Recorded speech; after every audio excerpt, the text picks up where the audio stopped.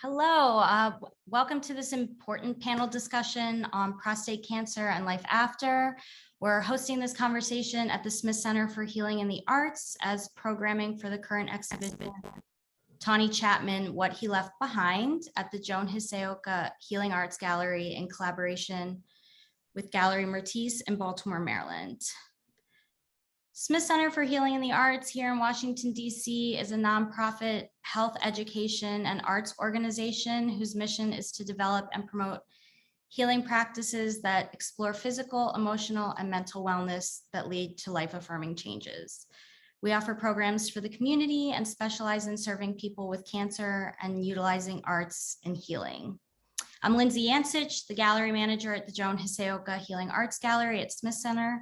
Today, we are joined by some very special guests, Tawny Chatmon, photographer and artist of the current exhibition, What He Left Behind. We're also joined by entrepreneur, speaker, and prostate cancer survivor, Robery Ginyard, co-facilitator and founding member of the Healing Circle supporting gay men with prostate cancer at Smith Center, Kenneth Johnson, and leader, advocate, coach, and self-styled freelance writer, Jamecia Muckelvene-Jackson.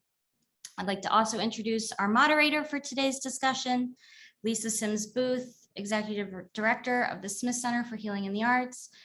It is a pleasure to have you all. Thank you so much for being here with us today. Thank you for everyone joining us. And Lisa, I'll hand things over to you.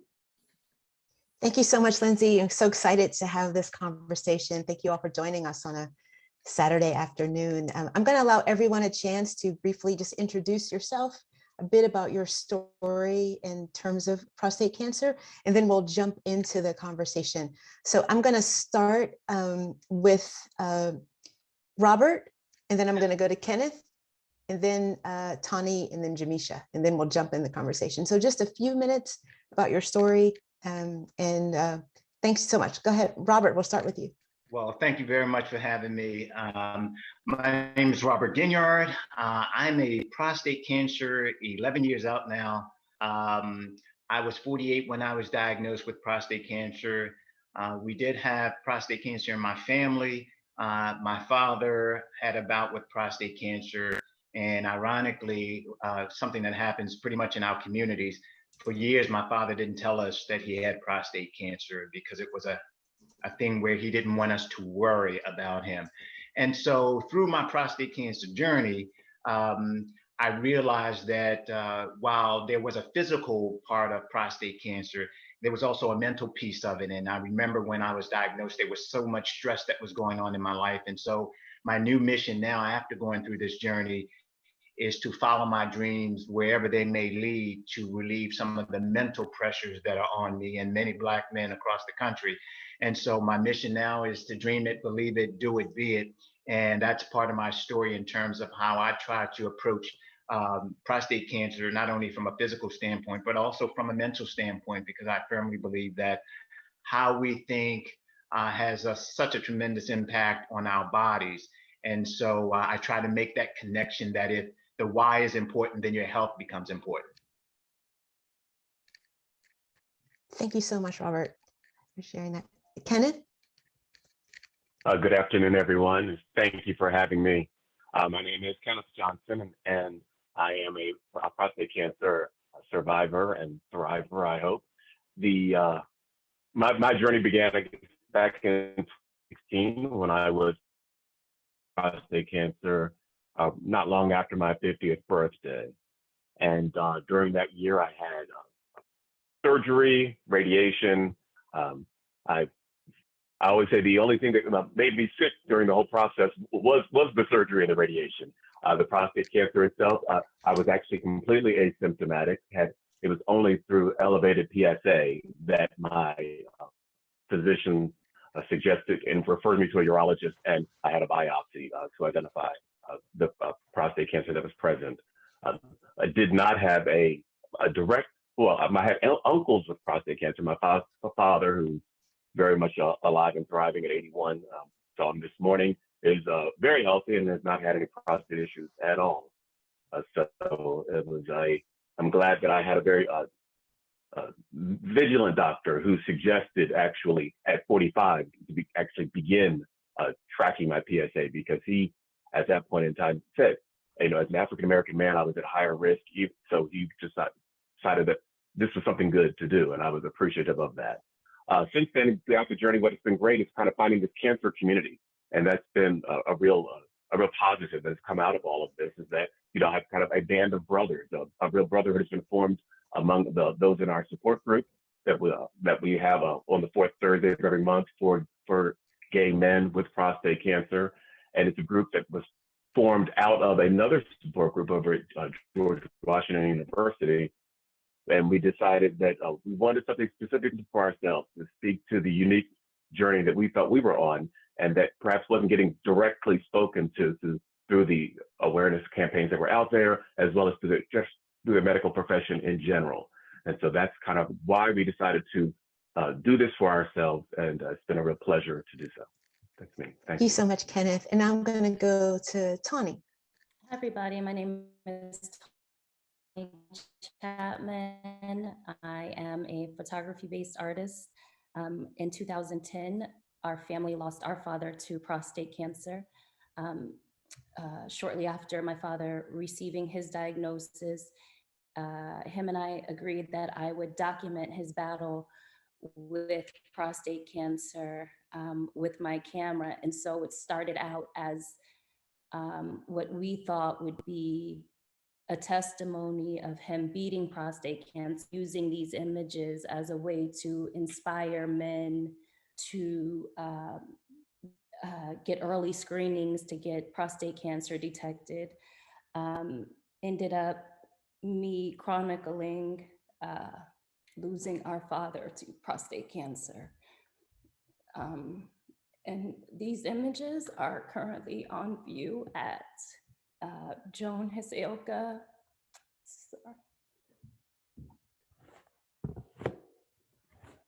UC.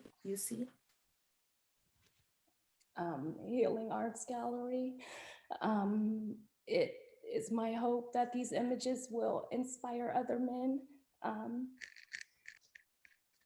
to take prostate cancer seriously and possibly save other lives. That was what my father wanted. And he also wanted his grandchildren to always remember him. At this point in my life, I too realize that I won't be here forever. And I'm using the rest of my life to speak to issues that are important to me and to contribute to the world that I want to leave behind for my children. Thank you so much, Tawny. And Jamecia. Yes, sure. So Jatani is my sister, or Tawny is my sister, my little sister. And so she's talking about my dad too, who is right here behind me. Before he passed, like 3 days before, we, you know, and even before that, we started talking about the complexities of finding resources that were available, and, you know, finding out information to, like, where do you go? Do you go to Google? Like, is Google gonna help you? Sometimes you talk to the physicians, and, you know, the physicians, they're speaking from a lens that's not necessarily directed at African-American men. They're speaking at another population that's not inclusive to African-American men. So, you know, we found a lot of complexities. And so we started talking about starting a nonprofit. And 3 days before he passed, you know, we incorporated Warriors Fighting for His Cure. And after he passed, you know, that's how I leaned in, right? I reached out to an NFL player who helped market, writing letters to the president to light that White House blue, right? So that's what's still one of my goals and aspirations. I wanted a big billboard with my dad's picture on it, right? To raise awareness. And then I got the opportunity to hear more stories of African-American men, and some of it was new story, like the first time they ever spoke to someone about it, first time they ever shared that story. And and then feel empowered to share it with more people, because I shared that, more of my family started to share, that they also battled prostate cancer. So it took me about a year, and then I started really grieving my dad's death, right? So warriors fighting for his cure, I couldn't hold on to it too much longer because I needed to grieve my father's passing. So that is one of the, so that is why I'm here to talk about it, talk about my journey, talk about some other initiatives we can put into place, talk about the fact that Black men's bodies are not just all that we represent. Like, we have emotions, they have feelings, they have self-care that they need to do. So that's why I'm here, and I look forward to a great conversation. Thank you all so much for sharing your personal journeys, and you've all laid out and teed up so many things that we can talk about. But the first thing, two things come to mind, and I want to split them apart. And that's there's definitely in looking at men's health versus women's health. And men's health is not given the same sort of focus. And I think prostate cancer is a good example of something that's not discussed. It's not out there. And I think particularly in the for African-American men, it's really not discussed. And so what do you think? I welcome your thoughts on how do we get this to be more normalized, like talking about these issues to be more normal, and instead of it seeming like, to Jamecia's point, like it wasn't until afterward that other people started coming up saying, yes, me too. Yes, me too. And how do we change that dynamic? So I'd love, Jamecia, I know you have some thoughts, but I'd love to hear from Kenneth or Robert, as you were going through your journey, if you encountered some of this minimalizing of what was going on with your health at all. Kenneth, I'll start with you this time. Sure, thank you.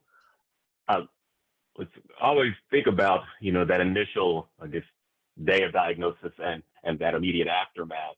And really, initially, of course, it was just, just accepting the information as it was coming to me. And I recall very clearly that when the doctor came in with the biopsy results, he didn't even sit down and face me. He walked into the office and with my chart in his hands and said, "Yep, you have cancer," and see the nurse and make an appointment for a week from now, because you won't hear anything I have to say right now, and then bring your wife with you when you come back. And it was one of those moments where I kind of got up and I walked out of there, and I thought, well, that just didn't really attend to me in any way, shape, or form, and so. On so many levels, it was clear that he didn't know me. He didn't really. It was just I was just another patient, one of many that was cycling through his office that day. And so, just in his interaction with me, it left me not just with anxiety about the diagnosis, but just left me very cold and just kind of felt very alone in that moment. So it really was I guess a journey to just seek out other doctors, and of course, starting with Google, just start searching, just start looking. But what was also very helpful to me is that I had a coworker. I told my boss that I was having the biopsy and the result, and we had a coworker who had also gone through it about a few months prior, and it was just such a godsend that he was willing to share from his experience. And what made just seem so just kind of overwhelming in that moment, very understandable as he shared, just very clearly just what his day of surgery was like. He just walked through that day for me, and then how things have been for him since that day. And that was kind of where I was finally able to kind of get settled and then find more of what I needed to support myself through the journey. Yeah. I don't know if that answered the question. No, it does. I think here, Mm-hmm. number one, the doctor was not helpful in that initial conversation. And I'm sure this doctor was shocked, now you're not going to hear me. But that wasn't the way to handle it at all. And so it wasn't until you spoke up, and then luckily you had another coworker that spoke up. But if that person hadn't spoken up, you would have been sort of out there without something to hold on to. And I think that happens to many men, these days. Robert, what was your experience? Did you have is this something you had talked about, or is it something that came sort of, I know you had a family history, but maybe you spoke about it in your family more than others might have? Well, I'll tell you this, and Kenneth, it was, I was listening to Kenneth's story, and mine is similar in that I had some of the same reaction when I heard the news. For instance, I remember, and let me back up for just a moment. One of the things that I am so grateful about is that I had been in the healthcare system for a while. And what I mean by that, it was by my mom being a nurse. We just knew it was important to go to the doctor, to the dentist, and all of these things that put me in the healthcare system when I was young. So I didn't come to the system thinking, okay, what's going to happen to me? My first time at the doctor, and then I see a urologist and an oncologist. So it helped by being in the system. But I will tell you this, like Kenneth, my urologist, after he delivered, the way he delivered my news was that he called and said, I hate to give you this news on a Monday morning. And I knew it was downhill from that point. And I remember being at work, and once he told me that news, I remember going into a stairwell and crying. And all I was thinking about right away, Lisa, was, okay, who's gonna bury me? What funeral home is going to do it? I was even thinking about what route they were going to take to the cemetery, and then maybe, will my friends wave at the casket or the hearse going by? And so all of those things kind of rush through my mind, because you think cancer and you think right away it's a death sentence. And so that was how it was brought to me. But I have to tell you, in my case, it was my wife who was my rock that I was able to lean on, because, to a certain degree, what Kenneth was saying is correct. Once you hear cancer, it's like everything else is a blur, and you need that person or persons, and Kenneth found that through coworkers, but, you need that person to kind of say, okay, I know your headspace is somewhere else. Let me help guide you through some of this. And all the while, you are the only one going through this journey. It is a singular journey. Now, while you may have people cheerlead you on the sidelines, it is a singular journey, and that's a lot to take on. And I think, and we'll probably touch on this later, but for most men, when you were asking about why isn't that there's that same outcry about men's health and talking about this, is because the fact that we are men. And a lot of our pride is based on how we look, how broad our shoulders are, what's below the waistline. And therefore, we don't want anybody touching what's down below, so the digital rectal exam and those things that come as part of the exam, we're like, no, you don't touch down here. Some men, and I remember being on a radio show several years ago, and I was talking about the digital rectal exam. And this one guy said to me, he said, I would rather die from cancer rather than to have a doctor insert his finger up my rectum. Now, granted, it's only, Kenneth, maybe, and you can chime in with me, maybe 3 or 4 seconds at most that the doctor is feeling around. And so what that really hit home with me is that, man, you don't have enough to live for if 3 or 4 seconds in an exam is the breaking point where you say, nope, I'd rather die. And I'm like, I've got too much to live for. And what I try to tell men is that we've got to, there's a reason why our African-American men, our insurance rates are high, and all of this stress and all of this stuff. It's a reason why. And so, by us not taking care of our health, we're just playing into the statistic that Black men only live to see such and such.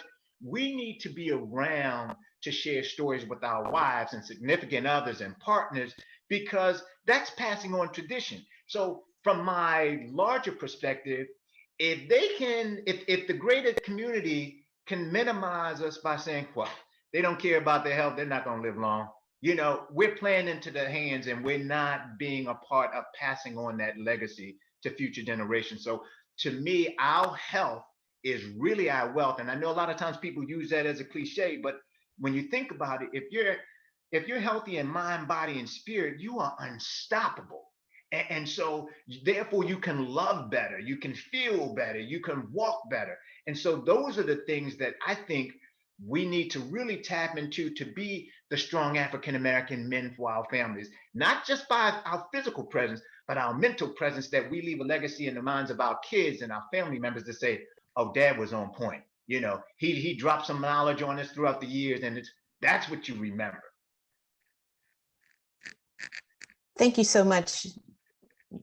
You just said like things that I'd like love to take a little further, but I want to hear from Jamecia and Tawny about, you know, your dad's journey, and if he spoke about his health, how the doctors sort of treated him. I know that there were some not great starts there to the early part of, you know, the diagnosis period, and it took a long time to get to the right place. And do you think some of that was because men's health, and Black men's health in general, is not really taken as seriously? Jamecia, I'm going to go with you first. So I think I read on well, I'm going to try to read it because I saved it for myself to read it. It says, men aren't judged by whether they are healthy. They are judged by whether they contribute financially to their households, right? And so I think a lot of the times men are like, there's so much that they carry on their shoulders, right? So my dad had 3 girls and his wife, right? So he's taking care of the family a lot of the time. And, you know, we're taking care of him too, but we're not just in our minds thinking something's going to happen to this big, powerful hero in our lives, right? We're thinking he's going to be around forever. We're not saying, Daddy, did you go get your prostate checked? Daddy, did you go? Are you getting your regular checkups? And even though he was, we still didn't understand what those results always meant, right? He's not sharing those results with us because they are private. But some of that historical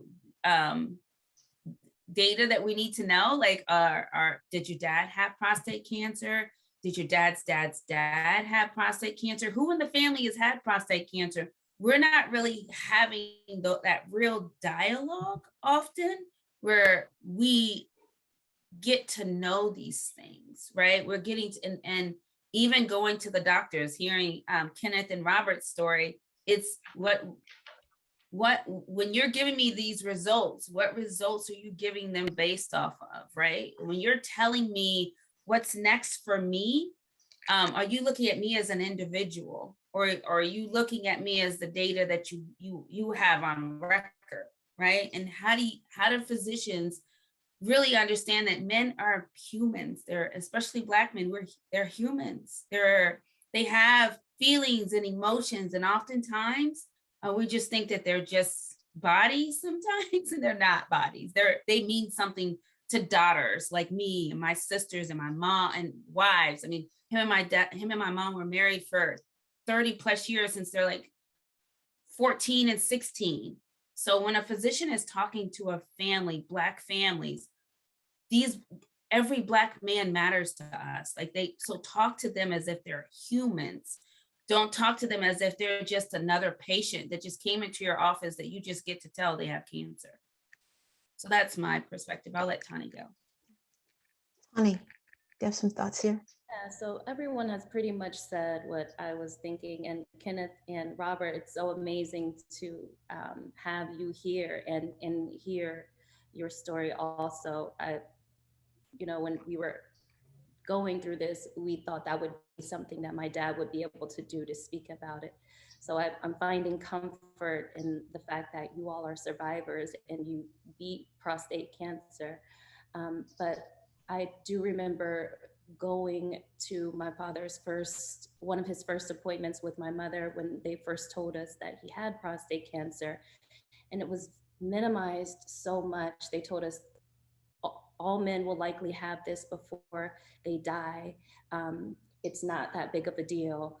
all men will have prostate cancer. And so although the word cancer was devastating, we didn't know how serious to take it. We didn't think that this was going to be something that took his life. And we also didn't know, and as Misha said, and as my sister Janique said during our last discussion, no one told us that Black men were more likely to die from prostate cancer than other men. No one told us those statistics. We had to go and find those out later. And so I think that it would have been helpful, as Misha mentioned, to speak to us as individuals, to speak to us with the statistics of Black men versus just the overall data when it comes to prostate cancer. So I do feel that it was minimized. And as Robert said, it's not really talked about. I think we knew that our grandfather had prostate cancer. I remember knowing that, but not knowing that it was a big deal and that it was something that was serious that could have possibly taken his life. I think, I think this shows how much that conversations about our health in general in our families is so important. And those conversations often don't happen. And it's just something that we really need to do. Our health is so important, but I think it gets caught up in privacy and we don't talk about such things. We don't want to upset the kids, but some of these conversations are crucial to be had.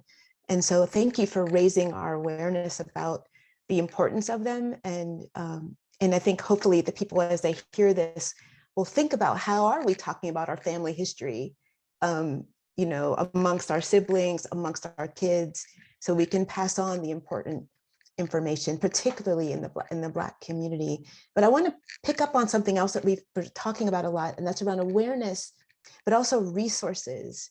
And several of you have mentioned the dreaded Dr. Google. And, and my mom, Jamecia and Tawny passed away from ovarian cancer. And I remember at her diagnosis, and I worked in a field where I should have known kind of all this stuff. And there I was Googling and getting all this influx of information that did nothing but just stress me out more. And so I want to ask you about where the resources were lacking and what do you think we need to do to do that? And I'm not still going to call on people. So if someone wants to jump in, then we can just start having a conversation. Robert, I saw you. I think you touched on it. The conversation is not had. And one of the things that I think, into finding out where am I from, who's related to me. So, they go to Ancestry and all of these places. And for us, we need to have that conversation, not only where am I from, but what do I have? What's inside of me? What will help me extend life? And so those are the conversations that I think we should be passing down and say, hey, well, you know what, watch some of that red meat that you're eating, because in our family, this is what happens. Watch your alcohol consumption because, our family has a propensity, or this predisposition to alcohol. And so those are the conversations that I wish we would have at the family reunions where, maybe there's a part for dancing and eating, but how about that history lesson about, hey, folks, family, do you get a doctor to be at your family reunion? Do you bring those types of resources in to the family to let people know what's in the bloodline? And so I think that's the conversation that we need to have.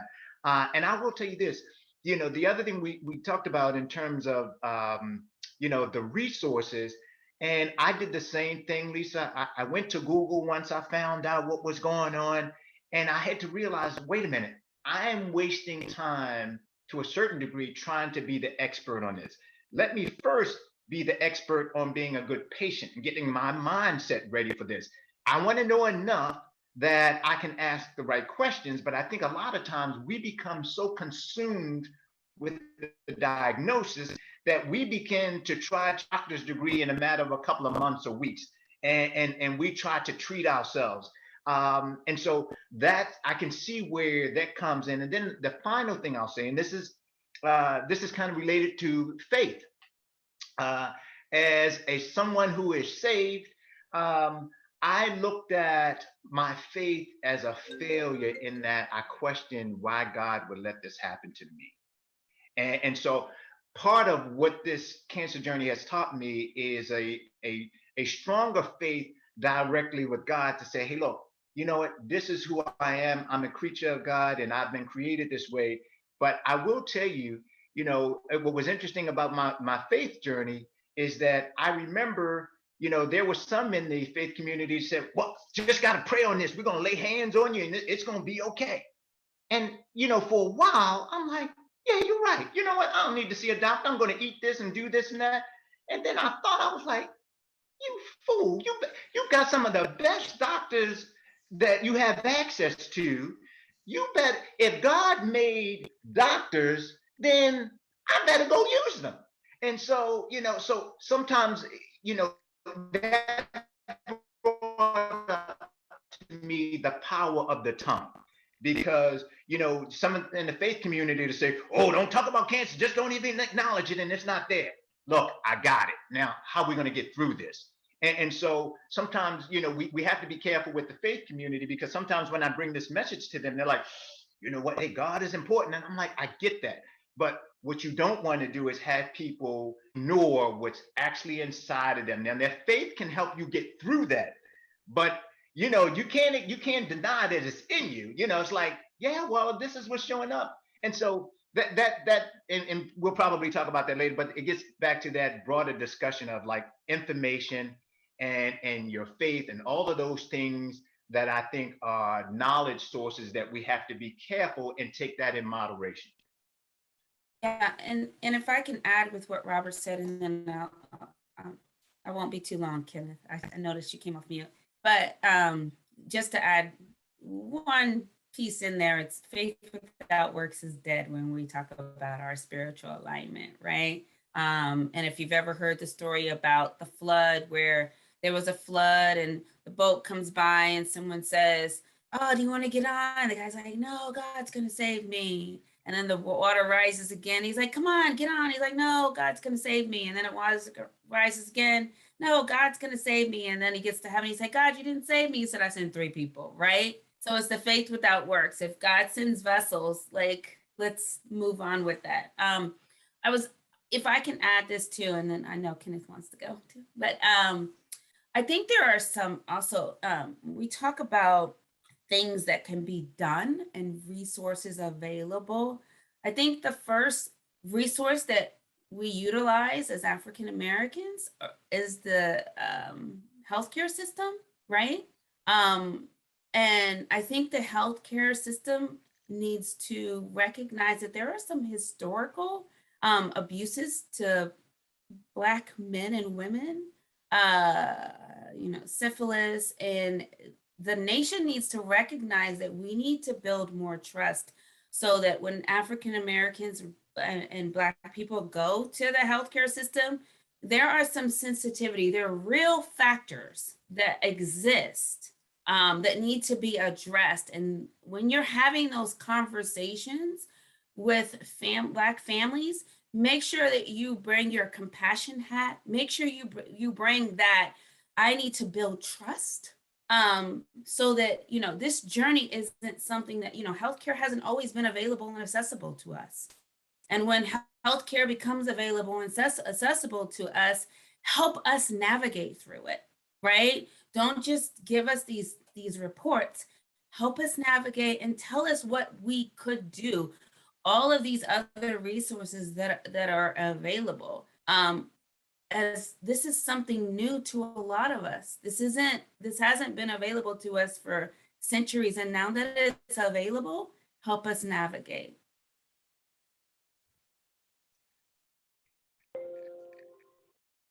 Jamecia, thank you for sharing one of my favorite misapplication of faith analogies around the boat and the water and the rising water. And I appreciate, Robert bringing that into the conversation, because, I've always been of the mind that, when we talk about, God won't put anything more on us than we can bear, but that doesn't mean we need to bear it alone. And so, that thank goodness that we have something to lean on outside of and beyond ourselves, to help us through these kind of times. The information, one of the things that I will say, just kind of in a very simple way, is we need to start the conversation simply, because what has amazed me through my journey as a man who dates other men is how few men even know what a prostate gland is or does. And I mean, I can't tell you how many dates I've been on and sat across the table from someone and have literally drawn a diagram on a napkin. This is what your prostate is, and this is what it does. This is why we have it. Something, so you're not even talking about cancer, you're just talking about a specific or gland we have in our body, and this is why we have that gland. That's part of the conversation just there. We just need to continue to just raise our overall level of awareness of health and our bodies, and have those conversations separate and apart from talking about disease, but just talking about how our bodies function.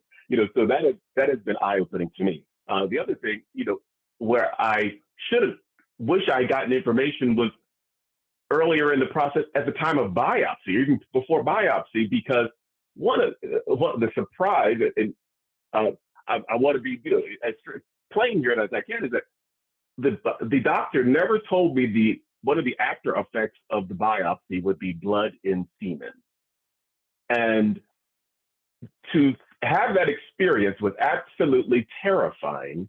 And only when I went on YouTube and found a couple of guys sitting around talking about their biopsies, and I said, oh, so this is actually a normal thing. I just didn't know that to even expect it. So the information flow needed to start much sooner than it did. But that said, there's also that, real, I guess, tightrope we walk between getting enough information and not overwhelming ourselves with information. Because I'm an analyst by profession, and so I deal with data and information all the time. But you can overwhelm your system with information, and you just freeze. It becomes, paralysis analysis, where you're just stuck because you got so much information coming at you. And that is something that in the support group, we really work on when someone comes into the support group who has just been diagnosed, just found out that they've got a positive biopsy. Instead of throwing a lot of information at them, I always try to say, what do you need to hear first? Tell me what, if it's just what questions to ask, we can start there. But I don't want to give you more than you can swallow at this time. But so that's just a tightrope to walk. Thank you. Thank you for that, Kenneth. Tawny, do you have anything to add to this conversation? I don't know that I have much more to add. I can say that I do feel that I know that I felt helpless or hopeless during the whole process. I felt that anything that we suggested to doctors was kind of shot down. Like I started making dinner for my dad that was healthier, and his I guess I can't say his oncologist because I really don't remember exactly which doctor said something like this, but it really doesn't matter what he eats at this point, and just things like that. So I remember feeling helpless. I remember wishing, and even right now, obviously we're all still grieving. I think that it's been 11 years, and I think that at this point, I'm gonna feel this for the rest of my life. I was never prepared to lose my father. And so maybe what Robert is saying is correct, where it starts with having these discussions with your family. Because I guess I can't expect a doctor to know everything or to treat me lovingly or treat every person lovingly or take the time to give all of these resources. But even in this moment, I still don't know how our children feel losing their grandfather. Even this much later, I know that I still feel this way. My sisters still feel this way. My mother still feels this way. And I just don't think that it is readily available to us where to turn, what to do, and how to move on, other than trying to heal ourselves in whatever way that we know how. Yeah, and if I can add this, was it 2 weeks ago when we got on and we started talking? So we went through this process, and for me, it was a healing process for me to look at pictures beyond, our dad's last final days or months or that final year, right? So I can call it the final year, where it would be nice to have resources where someone just sits the family down and says, let's look, it's been 11 years. So for us, it was 11 years where we got to go through 2 weeks ago images of my dad and us. And we just got to talk about each of those images where we're not of his last year. We're remembering where some of it, you get frustrated through this healing process where you're like, I just want to remember his last breath. That's what I want to remember. I want to go through that because he's no longer here. I want to go through it one more time instead of actually really taking those images and sitting down with your family and looking at, when we used to play softball, or when we used to run in the rain, or when we used to just, all those Christmas gifts under the tree and opening them up with my dad. So having resources of, outlets where families can get together and just remember, like even going into the gallery, I'm like, I don't want it to go away, right? Because I want to walk into that gallery and look at those images of my dad again, right? I want to feel all that goodness because he was here. So I think really looking at not just, when people lose someone or when people go through a fight, let them know that there are survivors. There are true survivors, and honoring that, right? Even when, we're warriors. We went through that fight with my dad. On the other side, Tawny's doing magnificent things in her life. My sister Janique is doing amazing things because of my father in our lives. And, honoring all of that. And thank you. I agree with Tawny. Thank you, Kenneth and Robert, for showing us the other side of being a survivor. Like that means something to me. That is bigger than you'll probably know. But to hear the stories, you're just like, yes, you beat the crap out of prostate cancer. I'm so happy. Great. That's all. I've not spoken to anybody that has beat prostate cancer losing our father. So it is really an amazing thing to sit and see you all and talk to you all and hear your stories. And one more thing about resources, I think of my mother and how she was there every single day. There was not one day that she was not beside my father. She spent the night at the hospitals. She took him away from certain doctors that she didn't feel was really caring for him, or she advocated for him. And I just wish that during those times there was someone or somewhere that she could have turned as a caregiver, or I wish that we knew of resources for her as well. Thank you all so much for sharing this. I took some quick notes and I'll just summarize what we heard because I think it's important. Kenneth, you talked about that men need to just have basic information about their own bodies and what in their own health, but what their own bodies do and why the prostate is important. And I think, again, it goes back to our first point that men's health is just sort of minimized and not discussed. And I think particularly, as Robert, you put it so gingerly, anything below the waist, like, I think that's just like non-discussion zone. So, but we need to move that stigma. And then there's the whole, and Jamecia, you're absolutely right. There needs to be a healing, but I think initially a real acknowledgement of the serious mistrust in the health system in the Black community. And I think we're seeing that right now with the COVID vaccine. Like, we need to deal with that level of mistrust, because we're never going to get the proper care and participate in that in the way that the Black community should. And then I think the last piece is people knowing that their supports are there. You know, like Tawny, I'm sitting here and I'm listening to you all, and I'm like, I wish your mom had known about Smith Center and the caregiver group that we have.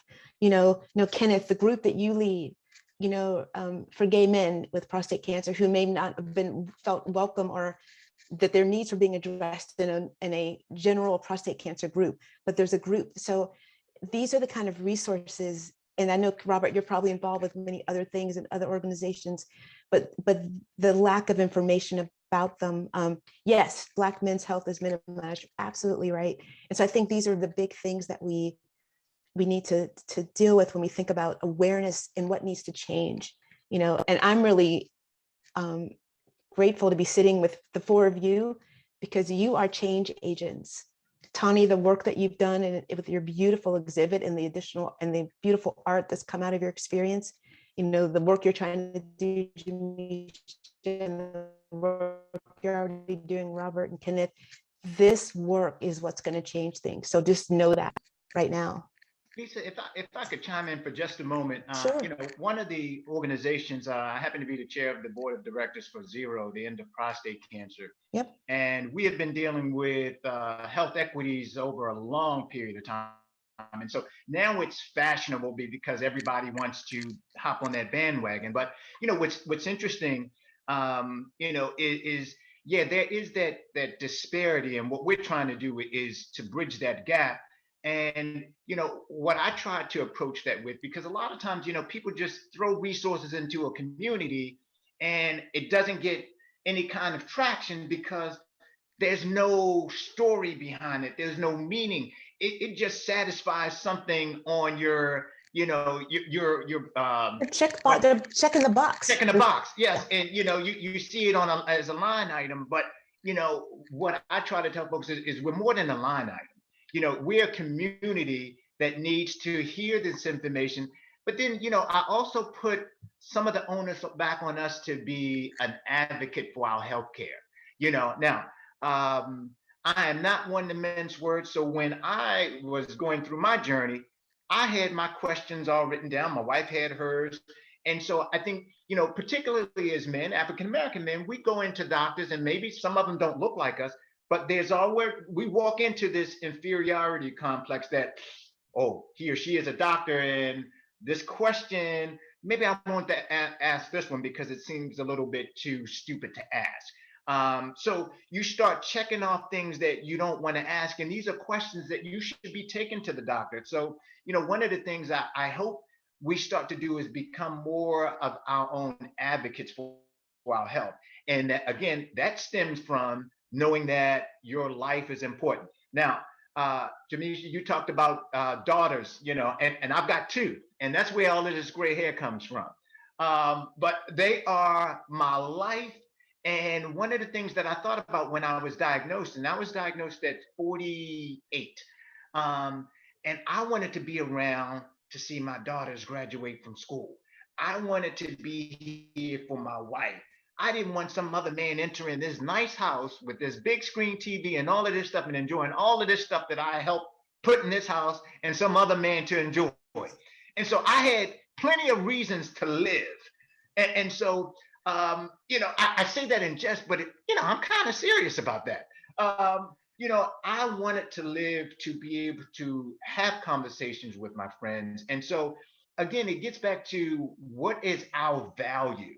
And again, you know, we talked about it earlier with, you know, there's some issues that we still have to deal with in terms of trust. We can't, the Tuskegee experiments and Henrietta Lacks and some other things. But what we do have to do is say, okay, look, do we have enough that we can participate in clinical trials and things of that nature, knowing that that information will help our community? One of the things that when I went through my radiation treatment, I asked the doctor, well, how many African Americans participated in this study that used radiation treatment? And it was so minuscule that even that most of the people who participated, it was of Swedish origin. It was a test that was conducted in Sweden. And so to me, I said, I want more Black men to be part of these studies so that the next generation has some kind of record to say, this is how our people fared in this study. And so we have to get to that point that if we start seeing researchers and doctors who look like us, I think that builds the trust that we can begin to participate in those trials and knowing how that data is used so that it helps our community. Because a lot of times we're taking treatments based on how it affects the majority population. And so I would love to see that begin to change. And that comes from knowing more about clinical trials and being actively involved in that. You bring up such an important point, Robert, about the importance of clinical trials and the lack of participation. I know there are a lot of organizations out there, and I know Zero is one of them, and there are many others that are really trying to take this effort on. But Jamecia and Tawny's sister brought up a really good point about, all these resources are great, but if people don't know where to find them or how to use them, what is the point? So there is a real base level education and way to disseminate this information that needs to get to people so they know that these things are there. But I think steps are starting to be taken, but we have a Lisa, long let me way to just go. make one last point. Absolutely. When we Sure. talked about when Kenneth mentioned about the prostate and where is it, and again, that's something that starts when we are small children as far as Black males are concerned. Hey, let's face it. Biology classes, human anatomy and physiology, what do you see? You see an image of that person, arm stretched out, and if it's a female, you see her breast, but you have no clue as a kid where prostate is. And so that's that hidden gland that most men just write off because I never saw it. It wasn't on a diagram. Nobody points it out. So that's something that starts when we are young. So when Kenneth mentioned it earlier, somebody says you have prostate cancer, and like, well, what is a prostate, and what does it do? And so it may sound minor, but through grade school all the way up through high school and maybe even college, and you're like, I've never seen a prostate. So that's half for most men. It's like, well, how did I get that? It's been there with you all of these years. You just never knew you had a prostate. And so those are the small things that I think that we need to teach our children about. I mean, young kids, they need to know what a prostate is. And now why it's important to eat the right things and do the right things and drink the right things to take care of your prostate. Because now that I know that I have one, now it's important for me. That's absolutely, you're so right. It really does have to be, it has to start when we're all young, about all of our health and all the different things we need to be looking at. And I think we could talk about that for a whole another hour and a half conversation, like at another time.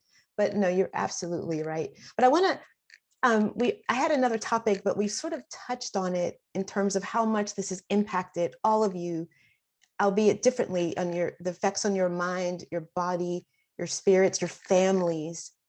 And so I'm going to combine sort of the two things I want to talk about. We'll see if it works, but because some of you have already shared a lot about how that's impacted you and the experiences of Tawny and Jamecia and your family. And the family gets impacted just as much at that time of diagnosis. And I'm sure Robert and Kenneth can speak to your family and loved ones as well.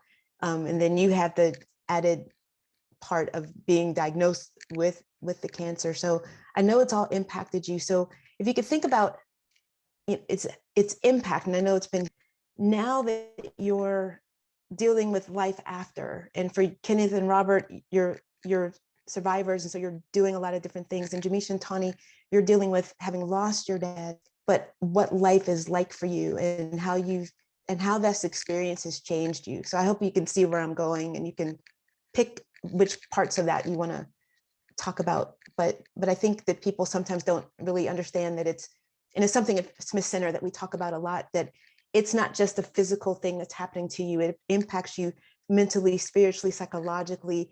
All of you is impacted. as a family member as well as the person diagnosed. And so that's happened to you. And then how's it changed you going forward? Anybody can jump in. So I'll go. I think it was Robert that said he's the person that went through that fight, right? Like it was him. So all of those emotions are in that person. As a daughter, mentally it affected me a lot, right? And like I said, I engulfed myself in this nonprofit, and I was like, I'm not going to focus on that. I'm not going to focus on that. My dad's gone, although he's gone. So I threw myself into something, right? But I still have this object that's still here. It's the fact that my dad is gone. It's still there.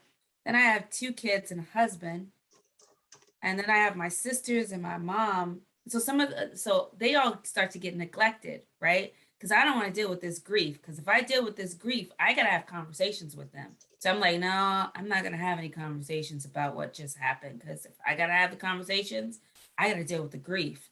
So I just threw myself into work, and I'm just moving, right? I'm just moving. And I think immediately after my dad passed, I was really upset though, because, you scroll on Facebook and people are still living. Like, what in the world? Like, my whole life just changed, and everybody's still posting and living it. No, I can't do that. So I think what happens is you start to put life on pause, right? And just select what you want to deal with, and then put to the side everything else. I mean, me being very transparent and honest, 5 years later, my husband's like, this is enough.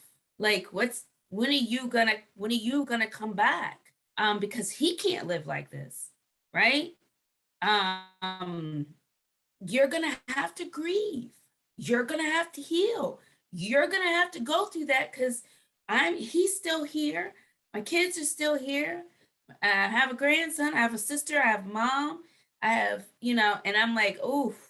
And it just hit me all of a sudden, right? So and then you have to recognize you're gonna grieve. You're gonna have moments, and it's gonna happen for the rest of your life, because he's not coming back, right? So you start to make choices on, all right, so one of the choices that I made is I said, okay, through my dad's fight, we got closer to God.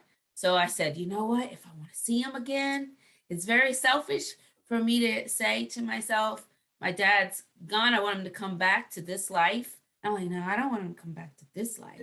So in that other afterlife, that's where I want to be. So I think in your, as you go through life, you have to understand that you're gonna grieve.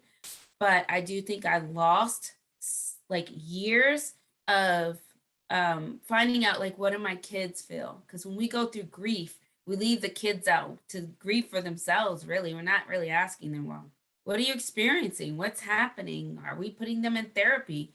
Therapy? Who goes to therapy? Like, we're Black, right? But some of that is what, right? We need to go to therapy. We need to get a group. We need to get a circle of people that can help empower us and get us moving through life, because life doesn't stop. And so that's some of my experiences, is kind of like, now I gotta find out, how do my nieces and nephews and my daughter and everybody feel, what, and start having those healthy conversations. I like to pick up on Jamecia talking about grief. That word really resonated with me because, in this journey, what I found is that I had to grieve who I was. I had to grieve the person who didn't know he had cancer, but the person before the diagnosis, and come to understand who I am now. Yes, at the core, I'm still the same person, but it's that notion that, I'm very aware of my mortality in a way that I wasn't before this.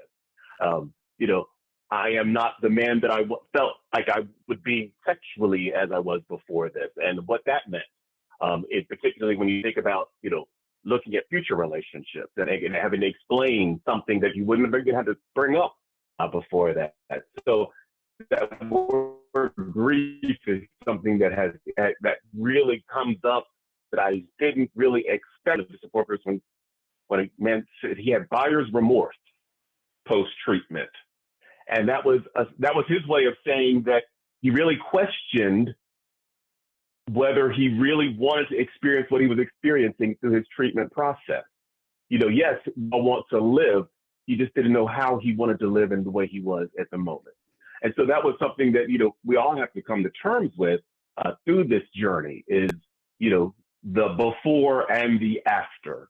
And we hope that we continue the after as long as possible, because that's the whole point of treatment. So thank you, Jamecia, for sharing that, just bring that word into the conversation. The other thing I would say is in looking at the people around and hearing Tawny and Jamecia talk about their father, and that loss, I had to face my parents and the notion that they could lose me. And that was one of the hardest conversations that I had through this process. That was harder than hearing the news from the doctor. It's sitting across from my parents and sharing this with them, because even, I was 50 years old. I never wanted to make my mother cry, and to have to sit across from her and see her break down and know that it's because of what I was sharing with her. It's something that I had to kind of pull myself back and realize that it was a process for them, that they had to go through their journey with my experience too. And I had to give them that space and give them as much or as little as they needed in order to navigate the fact that they were seeing me go through something. So yes, it was something that I was dealing with, as Robert said. And it's singular in that, as the person diagnosed, it's singular. I am the patient, but I had to acknowledge that they were having an experience with my disease as well, and try to understand what they were going through, but not let managing their emotions take over me. Another thing I wrote that down just because I wanted to bring that up as well is when we disclose, so often I felt like I was managing the reaction of someone else. I'm sharing something about you, and now I'm having to take care of you in my sharing with you. And so that was one of those things, and to the point where you start thinking, well, perhaps I don't need to disclose.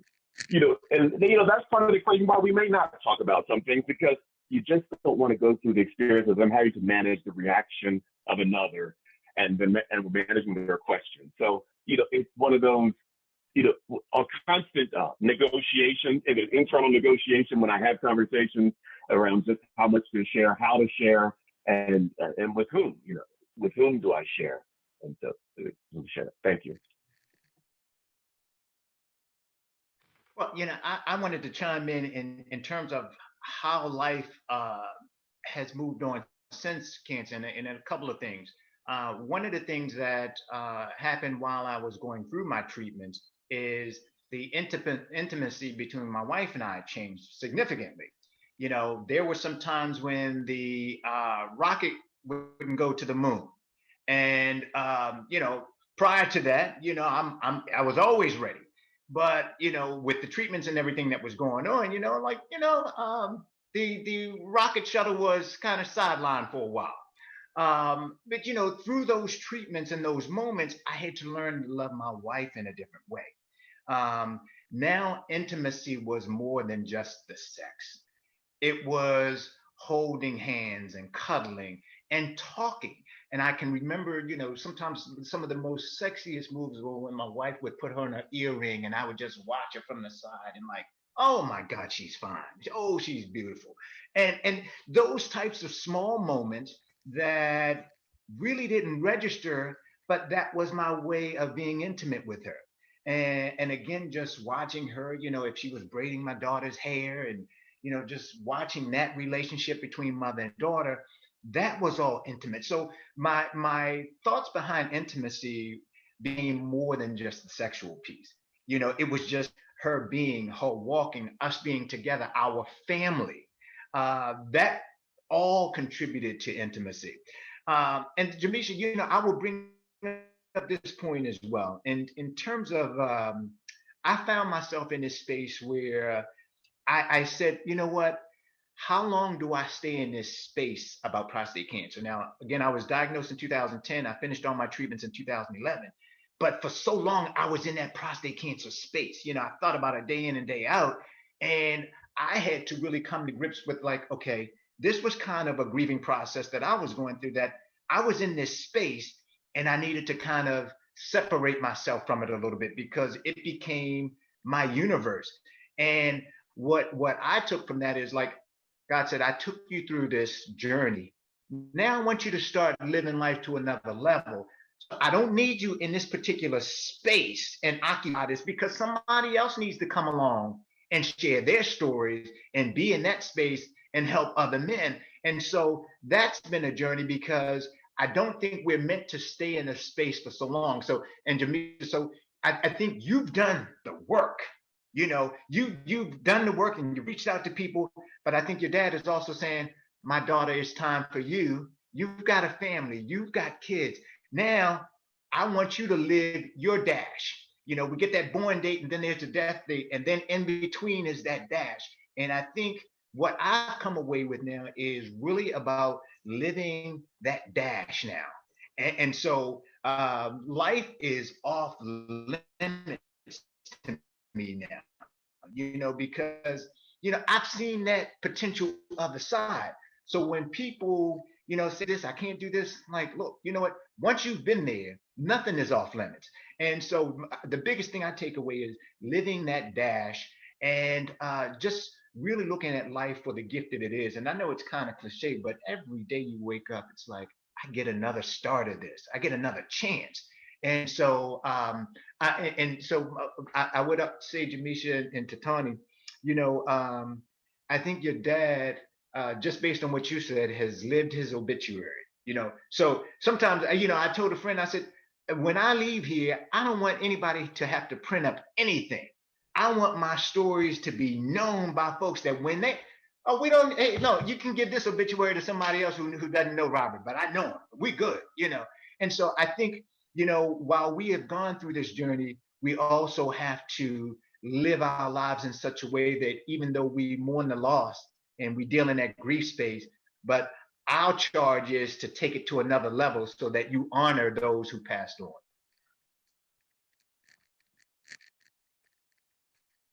Yeah, and I think I'll piggyback on that, and with what Kenneth said too, and Misha. For me, I think the biggest realization for me is mortality. I've said it before, I think that a version of myself died after losing my father. I remember making phone calls for him and advocating and do all of these things. And he looked at me and said, all of these calls that you're making for me, why don't you do that for yourself and for your business? So I remember after him passing, I still went after commercial jobs, and I still tried to get those jobs, you know, to make him proud. And then it just started to feel as though my life is not promised. This is not what my life is going to be about, doing these commercial jobs. What is this? What am I doing? And then everything I started doing from then on was somewhat stitched with my dad and in honor of him. Everything I wrote, everything I did, and I realized that that was a part of me healing, in a way to heal myself.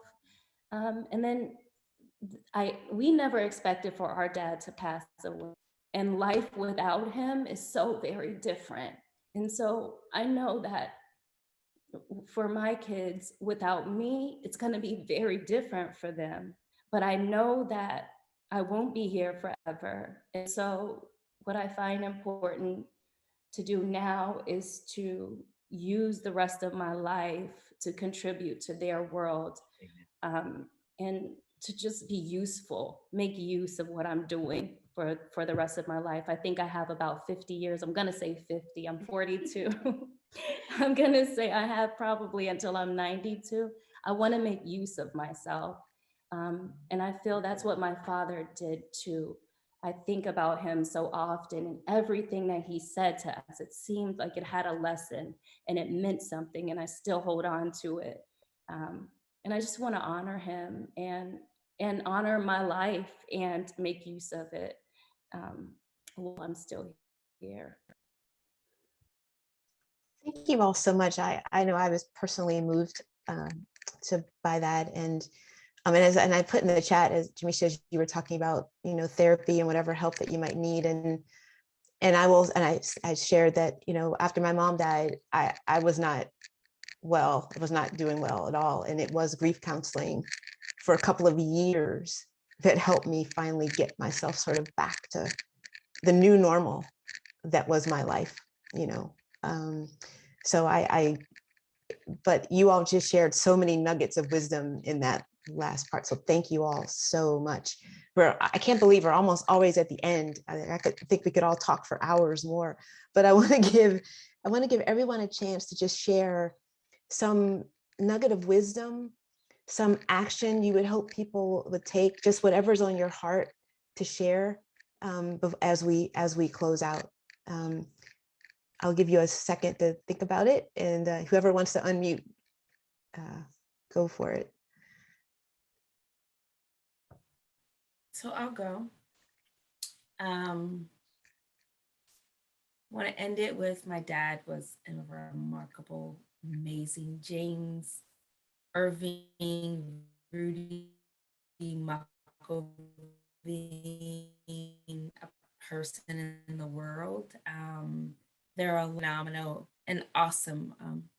I just encourage you to get your prostate checked. You don't know where it is, go to your doctor, they'll tell you. It's that simple, right? Just get your regular checkups, because we love you. All Black men, we love you. I love you. And I just want us all to live a long life. To physicians, I ask that you handle us with care. Handle our Black men with care. They're as fragile as any human when we're coming into an office and learning that, cancer is going to affect our lives. And they are loved. And that's what I'll leave it at.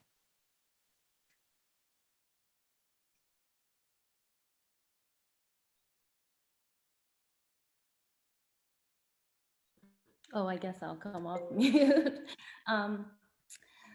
There are a few quotes that I think of when I think of what we are supposed to do with our lives. And I want to say, and I think this is the exact quote, it's, where your talents and the needs of the world's cross, there lies your vocation. And I feel that everyone on this call is answering that call. The world needs everybody that is included in this call. And we have used our talents and our lives and our wisdom to contribute to those needs. And also another one that really sits with me as well, a friend of mine posted it, and it just weighs on me still. It's, our children inherit what we don't resolve. That is a major, those are words that push me every single day to do the work that I do. And so, yeah, I'll leave it with those.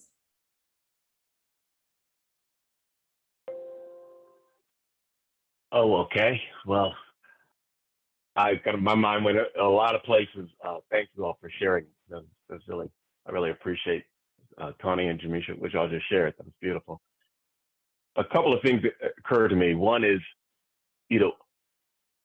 many years ago, when I came out as a gay man, I was very open about coming out, not because I needed the general world to know, but because I needed other gay people to know and to see the possibility of life and how I lived mine.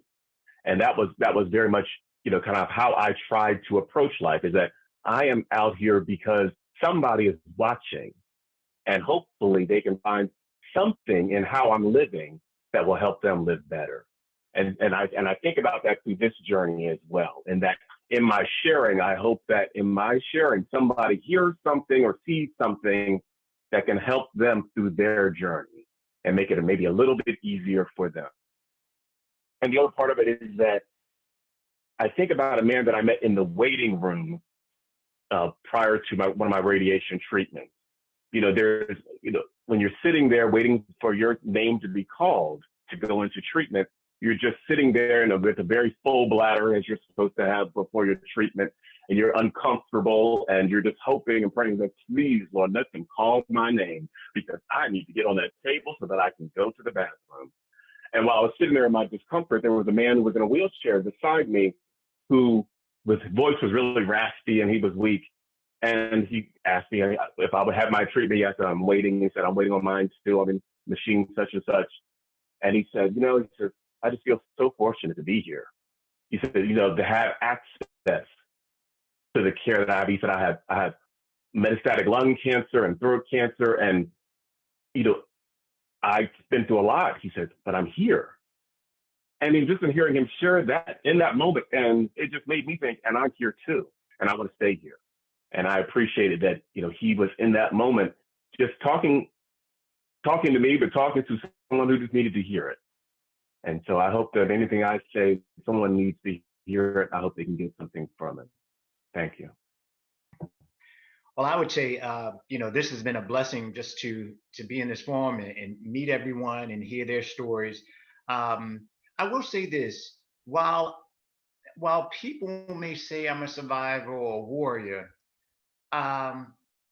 what this has brought on to me is that we are all battling something.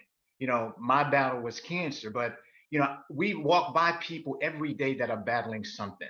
And so to that extent, to the larger extent, we're all warriors and we battle every day. It's physical or mental, it's something we're battling. And then I look at, when you think about a drop of water that hits a puddle, and all of these circles that start to emanate from the center, that's how I look at each one of our lives, is that we were here and are here for a purpose. And the longer that we can extend those circles radiating from the center, that is our purpose in life.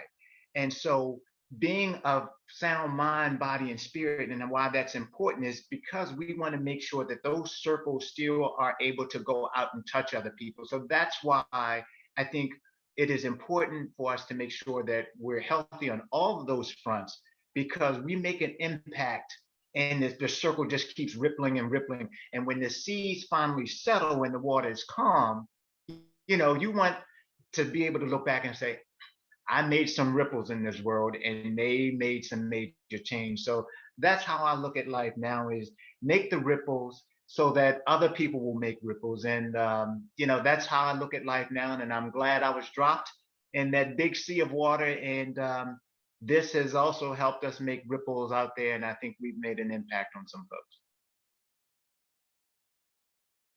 Oh, thank you all. Robert, I absolutely agree that we've made an impact on some folks. And if nothing else, I will say that you all have made an impact on me today. And so thank you.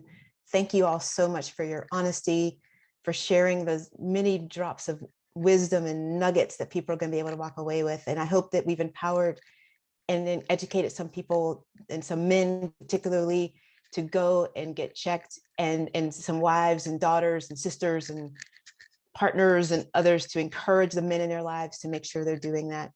So this is extremely important. And so thank you all so much for joining us today and being with us. And thank you, Tawny, for creating this beautiful exhibit and sharing your family's journey. And I want to thank the entire Muckelvene family, Jamecia and your mom and your sisters.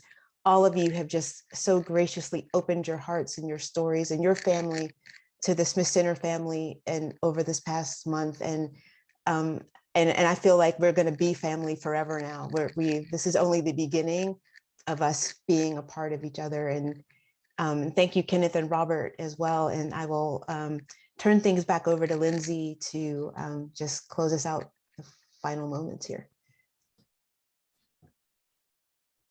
Hi, everyone. Thank you. Wow.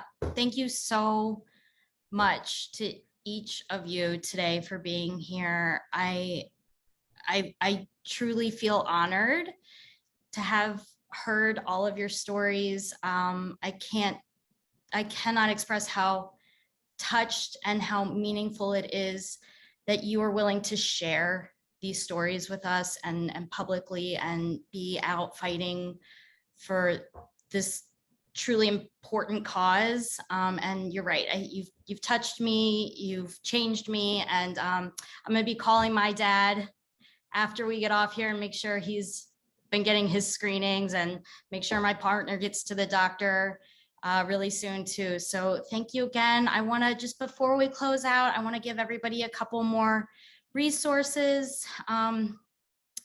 For cancer support program resources, please visit smithcenter.org to see more about Tawny's amazing exhibition that's at the gallery and the story about her father, James Rudy Muckelvene.